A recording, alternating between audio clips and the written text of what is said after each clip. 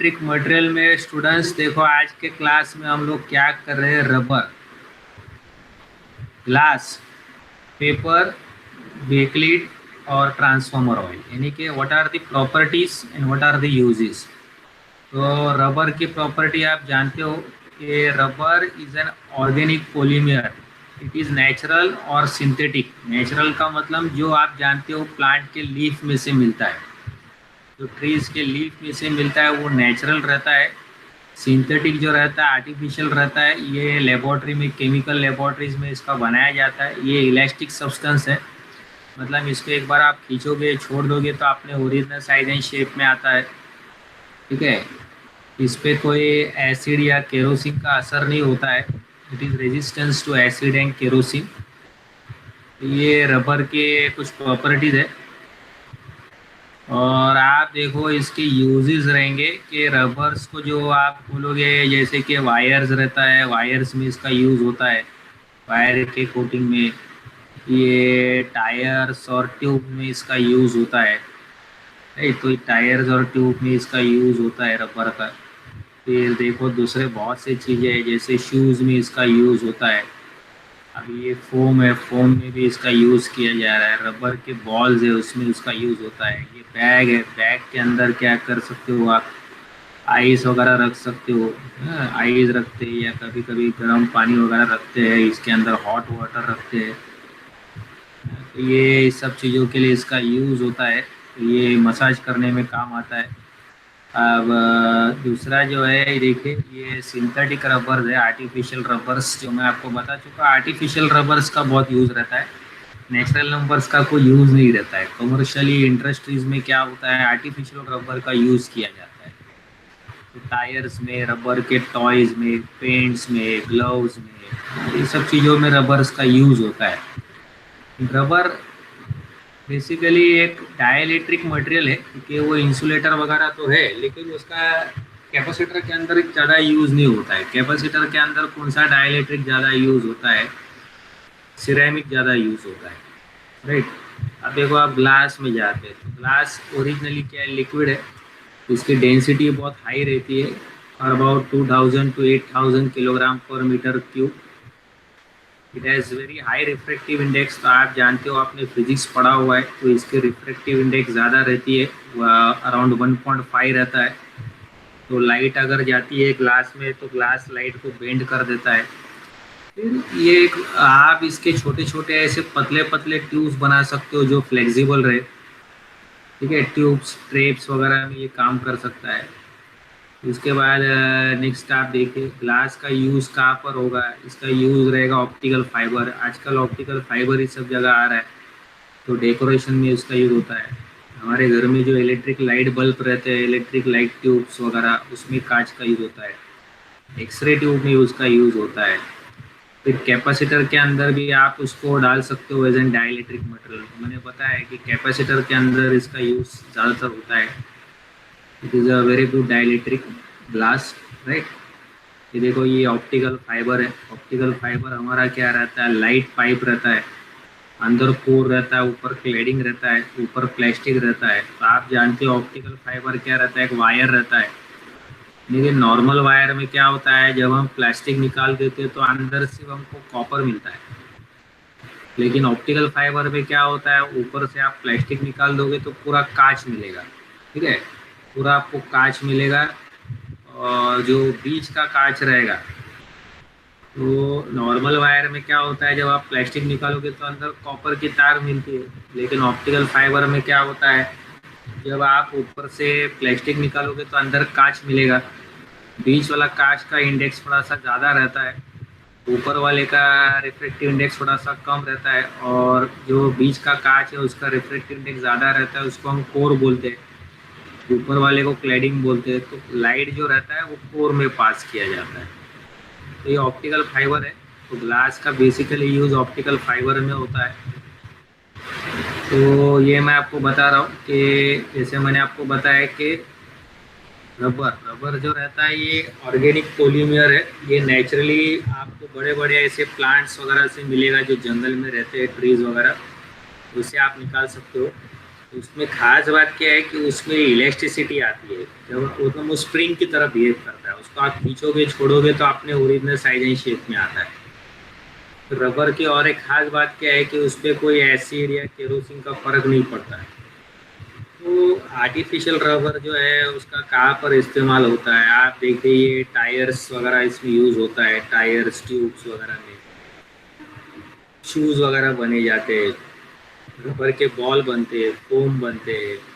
ठीक है, ये देखो ये बैग बना हुआ है रबर, तो इसमें आप आइस डाल सकते हो, हॉट वाटर डाल सकते हो, मसाज के लिए आप यूज़ कर सकते हो। तो ये आर्टिफिशियल रबर्स है, इसके ग्लव्स बनते हैं, वायर्स बनते हैं, कलर्स भी बनते हैं, पेंट्स भी बनते हैं। ठीक है, टॉयज बनते हैं, ये सब रबर के आपके शूज बनते हैं। ग्लास भी एक डाइलेक्ट्रिक है, तो ग्लास बहुत अच्छा डाइलेक्ट्रिक है जिसका आप कैपेसिटर के अंदर यूज़ कर सकते हो। इसकी डेंसिटी ज़्यादा रहती है, 2000 से लेके 8000। इसके रिफ्लेक्टिव इंडेक्स बहुत हाई रहती है, अराउंड 1.5। तो ये लाइट वगैरह को बेंड कर सकता है, ये ट्रांसपेरेंट है। और आप सोच रहे होगे कि ग्लास सॉलिड है, लेकिन एज पर डेफिनेशन इसको लिक्विड लिया गया है। और ये काफ़ी फ्लेक्सिबल है, काफ़ी ये फ्लेक्सिबल है। तो इसके आप वायर्स बना सकते हो। ठीक है, तो ऑप्टिकल फाइबर में उसका यूज़ होता है। हमारे घर में जो लाइट बल्ब रहते हैं वो कांच के रहते हैं, एक्सरे ट्यूब में इसका यूज़ होता है। बेस्ट इसका यूज़ डाइलेक्ट्रिक मटेरियल में भी यूज़ होता है as a capacitor. Optical fibre मैंने आपको अभी बताया कि लाइट को हम पास करते हैं कांच के अंदर, तो लाइट पाइप को बोलते हैं ऑप्टिकल फाइबर। नॉर्मली जो हमारा वायर रहता है उसको अगर हमने प्लास्टिक निकाल दिया तो अंदर आपको कॉपर की तार मिलेगी, लेकिन ऑप्टिकल फाइबर का अगर आपने प्लास्टिक निकाल दिया तो अंदर कांच मिलेगा। बीच के कांच को बोलेंगे कोर, उसके ऊपर के कांच को बोलेंगे क्लैडिंग। हम लोग लाइट को कोर में पास करते हैं। आप देखो ये पेपर है, ये भी एक डाइलेक्ट्रिक मटेरियल है। ये कहाँ से बना हुआ है, ये वुड से बना हुआ है, सॉफ्ट वुड फाइबर से ये बना हुआ है। ये एक इंसुलेटिंग मटेरियल है। और मैंने आपको बताया है कि पेपर के अंदर मॉलिक्यूल रहता है। अगर आपने यहाँ पर एक ग्लास का रॉड ला के रखा हुआ है, तो अगर आप समझ लो यहाँ पर मैंने उस दिन आपको बताया था कि कोई अगर आपने प्लास्टिक का कोन लिया है या ग्लास रॉड लिया है, उसको अगर आपने हेड के ऊपर रब कर दिया है तो पॉजिटिवली चार्ज हो जाता है। तो पेपर के अंदर मॉलिक्यूल्स रहते हैं वो पोलराइज हो जाते हैं, देखो ऐसे, ये ऐसे पोलराइज हो जाएंगे। तो एक तरफ माइनस चार्ज आएगा, ठीक है, एक साइड पे माइनस चार्ज आएगा ऐसा, और उससे क्या हो जाएगा, ये पेपर जो रहेगा ये अट्रैक्ट हो जाएगा। तो इसके मॉलिक्यूल्स पोलराइज हो जाते हैं। तो इसमें इलेक्ट्रॉनिक पोलराइजेशन, जैसे मैंने बताया था, इलेक्ट्रॉनिक पोलराइजेशन आपको मिलेंगे। ये ऐसे मॉलिक्यूल्स पोलराइज हो जाएंगे। तो इससे क्या हो जाएगा, ये पेपर जो रहेगा ये चार्ज रॉड को अट्रैक्ट हो जाएगा। जैसे आपको बताया था कि रबर बलून भी, बलून बलून अगर आप लोगे उसको भी अगर आपने बाल से रब किया हुआ है तो वो भी ऐसे चार्ज हो जाता है पॉजिटिवली। फिर ये जो वॉल रहता है, वॉल के अंदर मॉलिक्यूल्स को ऐसे पोलराइज कर देता है, और फिर ये बलून क्या हो जाता है, ऐसे चिपक जाता है। क्योंकि वॉल भी क्या एक तरह का मिट्टी है, डाइलेक्ट्रिक है, तो उसके अंदर भी मॉलिक्यूल रहता है, उसको पोलराइज कर देता है। तो बर्थडे पार्टी वगैरह में हम लोग बलून्स को ऐसे चिपका के रखते हैं वॉल में। ठीक है, तो ये सब रबर है। तो रबर भी एक डाइलेक्ट्रिक है, ये इंसुलेटिंग मटेरियल है। राइट, अभी देखो ये रबर है, इसका पेपर है। पेपर का आप यूज़ क्या कर सकते हो, ये ट्रांसफॉर्मर है, ये शायद आप लोगों ने देखा रहेगा। इसमें स्पेसिंग में काम आता है, मतलब जब आप वाइंडिंग करते हो तो वाइंडिंग के बीच में वाइंडिंग सेपरेशन के लिए आप उसको लगा सकते हो एज अ स्पेसर। दो वाइंडिंग के बीच में आप उसको ऐसा पेपर रख सकते हो, तो जिसको कहा जाता है स्पेसर। जैसे हम लोग मैंगो वगैरह लेते हैं, फ्रूट्स वगैरह, तो एक एक लेयर मैंगो का रख दिया तो उसके ऊपर पेपर रख दिया, और एक लेयर मैंगो का रखा उसके ऊपर पेपर रख दिया। तो वैसे ही ये एक लेयर वाइंडिंग हो गई तो उसके ऊपर पेपर रखा, फिर वाइंडिंग हो गई, तो ऐसे स्पेसर की तरह काम करता है।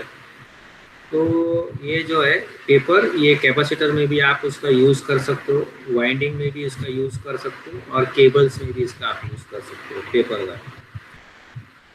अब दूसरा यहाँ पर देखिए ये बेकलेट है। तो बेकलेट क्या है, एक बहुत ही हार्ड मटेरियल है, क्या बहुत हार्ड प्लास्टिक मटेरियल है, और इसकी बहुत अच्छी स्ट्रेंथ है। दूसरे कंपैरिजन करेंगे प्लास्टिक मटेरियल से तो ये बहुत अच्छा हार्ड मटेरियल है, और इसकी बहुत हाई मैकेनिकल स्ट्रेंथ है बेकलेट का। तो बेकलेट का यूज़ जो होता है ये आपने देखा रहेगा, ये सब जो लैंड के होल्डर रहते हैं, स्विच के कवर रहते हैं, ये बेकलेट से बनाया जाता है। तो ये बहुत अच्छा हार्ड प्लास्टिक है, तो उससे ये बनाया जाता है। तो ये होल्डर्स, प्लग के holders, lamp holder, switch cover, इसमें इसका यूज़ होता है। देखो ये जो पुराने ज़माने का जो स्विच रहता है, अभी भी ये रहता है बहुत जगह, आपने ट्रेन वगैरह में देखा रहेगा, लोकल ट्रेन में, इसमें ये बेकलेट का बना हुआ रहता है, हार्ड प्लास्टिक रहता है, काफ़ी हार्ड रहता है। फिर ये जो हमारे डेली जो आइटम्स है, जैसे ये बैंगल्स वगैरह है जो बहुत मजबूत रहते हैं, तो ये देखो ये डायल वगैरह है, ये सब चीज़ें जो बेकलेट का रहता है, तो ये बहुत हार्ड प्लास्टिक है, इसकी बहुत हार्ड मैकेनिकल स्ट्रेंथ है। ये ओल्डन डेज का टेलीफोन है, तो ये भी, इसमें भी इसका यूज़ होता है बेकलेट का। ठीक है। दूसरा जो मैं बताना चाहता हूँ ट्रांसफॉर्मर, तो डाइलेक्ट्रिक मटेरियल में ट्रांसफॉर्मर ये बहुत इंपॉर्टेंट चीज़ है। ठीक है। तो इसके ऊपर क्वेश्चंस आपको बहुत आएंगे। तो इसकी विस्कोसिटी बहुत कम रहती है, तो विस्कोसिटी बहुत इंपॉर्टेंट रहता है ट्रांसफॉर्मर के लिए। ट्रांसफॉर्मर ऑयल का एक मिनरल ऑयल है, इसकी डाइलेक्ट्रिक कांस्टेंट अराउंड 4 रहती है, बहुत हल्का तेल रहता है और इसकी बहुत कम विस्कोसिटी रहती है, ये बहुत फास्ट फ्लो होता है। तो कंपनी से अगर हम ट्रांसफॉर्मर ऑयल लेंगे तो उसके ऊपर पैकेट के ऊपर ही प्रिंट किया रहता है उसकी विस्कोसिटी कितनी है और फ्लेम पॉइंट कितना है। फ्लेम पॉइंट काफ़ी इंपॉर्टेंट रहता है। फ्लेम पॉइंट मतलब क्या रहता है कि कौन से टेम्परेचर पे ये जल जाएगा। तो आप तो जानते हो ऑयल के ऊपर ऑयल जल जाएगा ना, ऑयल को अगर आप गर्म करोगे तो वो जल जाएगा और वो एक्सप्लोजन क्रिएट कर सकता है। तो ट्रांसफॉर्मर में तो ये कूलिंग पर्पस के लिए लग रहा है, लेकिन अगर इसकी टेम्परेचर हो गई अराउंड 1500 डिग्री सेल्सियस तो ये हीट के वजह से ये जल जाएगा, तो हैजार्ड क्रिएट होगा, तो ट्रांसफॉर्मर जल भी सकता है। अगर आप इसको मान लो कोई इंडस्ट्री वगैरह में आप काम कर रहे हो या ऐसे रोड वगैरह पे गिरा हुआ है और आपको कोई इसको फायर वगैरह डाल दिया तो ये जल जाएगा ये। तो ये इसका फ्लेम पॉइंट और विस्कोसिटी, ये दो चीज़ स्पेसिफिकेशन में मेंशन किया रहता है। मतलब अगर इसकी टेम्परेचर चली गई अराउंड 1500 डिग्री सेल्सियस तो ये जल जाएगा। ये ट्रांसफॉर्मर में इसका यूज़ होता है कूलिंग पर्पस के लिए। तो ये ट्रांसफॉर्मर ऑयल का है। तो इस तरह से इतने ही डाइलेक्ट्रिक मटेरियल्स मैंने डिस्कस किया हुआ है, तो ये सब इम्पोर्टेंट चीज़ें हैं।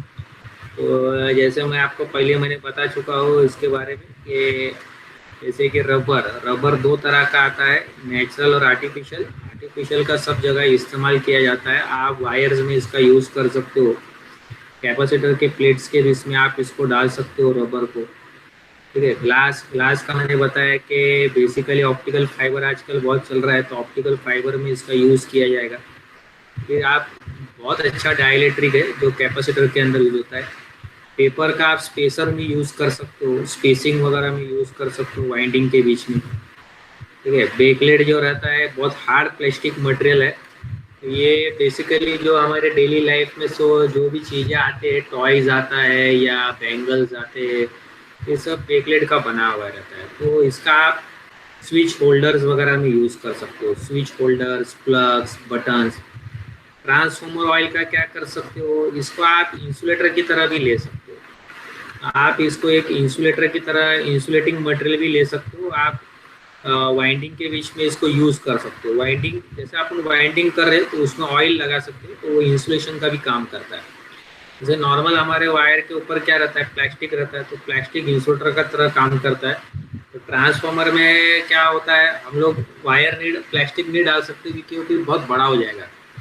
अगर आप चाहते हो कि ट्रांसफॉर्मर का साइज छोटा रहे और उसको कोई इंसुलेशन मिले, आप ट्रांसफॉर्मर ऑयल भी लगा सकते हो, वो इंसुलेशन की तरह भी काम करता है।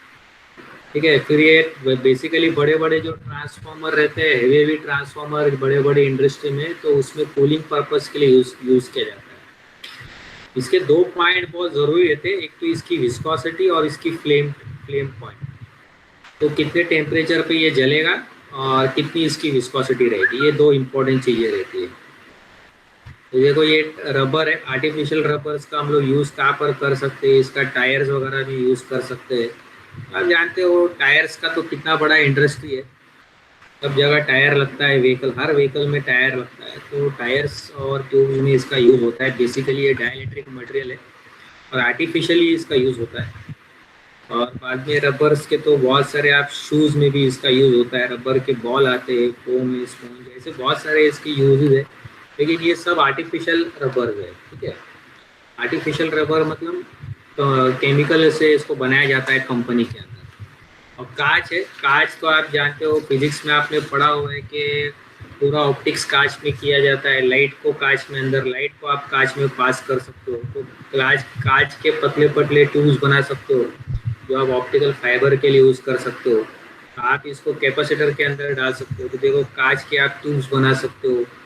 कांच को आप कैपेसिटर के अंदर डाल सकते हो, ऑप्टिकल फाइबर में इसका यूज़ कर सकते हो, तो ये ऑप्टिकल फाइबर में इसका यूज़ किया गया है। और ये पेपर है, पेपर पेपर भी एक डाइइलेक्ट्रिक है, वो इंसुलेटिंग मटेरियल से बनाया रहता है। इसके अंदर मॉलिक्यूल्स रहते हैं, तो अगर आपने कोई एक ग्लास रॉड लिया हुआ है जिसको चार्ज रखा हुआ है, तो आप इसके मॉलिक्यूल्स को पोलराइज कर सकते हो और ये पेपर को आप अट्रैक्ट कर सकते हो। ठीक है, ये देखो ये अभी पेपर एक लेयर, स्पेसर या लेयर की तरह काम कर सकता है ट्रांसफॉर्मर में, आप कैपेसिटर में लगा सकते हो।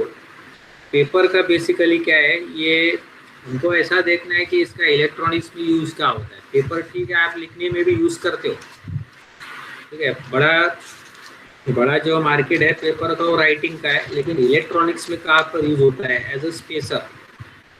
यानी कि एक वाइंडिंग हो गई लेयर की, तो उसके ऊपर आप पेपर लपेट सकते हो, दूसरी वाइंडिंग हो गई उसके ऊपर पेपर, तो it can act as a layer और स्पेसर। कैपेसिटर वगैरह उसमें यूज हो सकता है। फिर ये बेकलाइट जो है आपका बहुत अच्छा हार्ड प्लास्टिक मटेरियल है, तो इसके आप ऐसे लैंप होल्डर, स्विच कवर्स वगैरह ये बना सकते हो।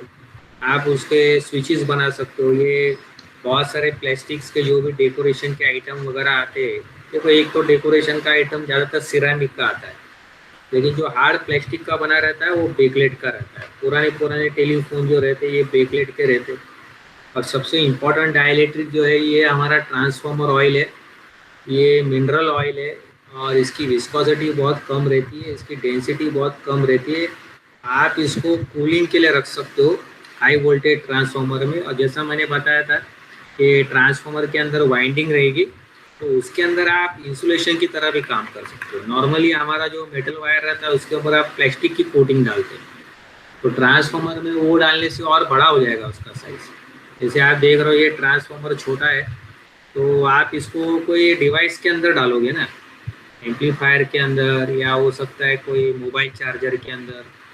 आप नहीं चाहते हो कि इसकी साइज़ बड़े रहे, छोटे रहे, तो आप चाहते हो कि वाइंडिंग को इंसुलेशन भी मिले, आप ये तेल का इस्तेमाल कर सकते हो। तो ये एक इंसुलेशन की तरह भी काम करता है, और ये एज अ कूलिंग की तरह भी काम करता है। जो बड़े बड़े ट्रांसफार्मर रहते हैं जिसमें हीट प्रोड्यूस होते हैं, तो इसकी दो स्पेसिफिकेशन इंपॉर्टेंट रहती है। एक तो उसकी विस्कोसिटी कितनी है, यानी कितना वो पतला है। जितना ये लिक्विड पतला रहेगा उसकी विस्कोसिटी ज़्यादा रहेगी, मतलब विस्कोसिटी उसकी कम रहेगी। जितना ये लिक्विड गर्म रहेगा, जितना ये पतला रहेगा, उसकी विस्कोसिटी कम रहेगी, तो ये फास्ट फ्लो होगा, पानी की तरफ फ्लो होगा।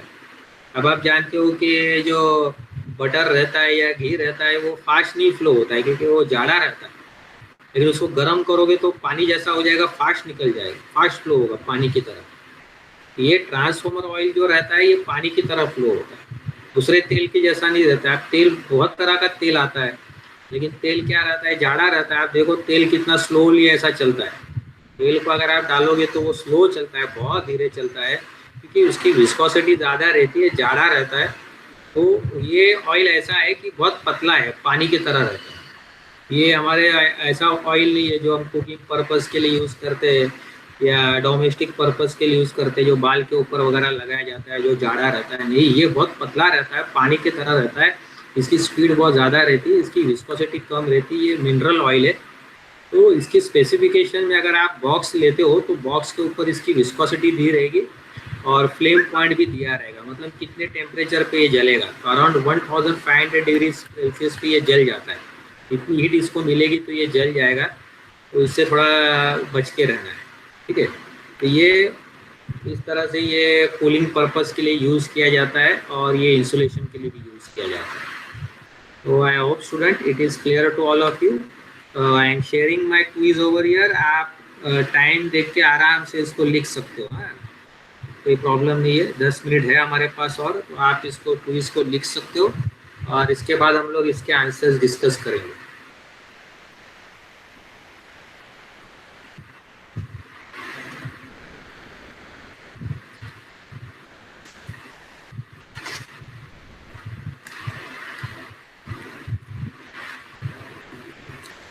नेक्स्ट लेक्चर में बहुत इंपॉर्टेंट चीज़ें मैं आपको पढ़ाने वाला हूँ, that is piezo electric effect and ferro electricity. बहुत टेक्निकल नॉलेज है, ठीक है।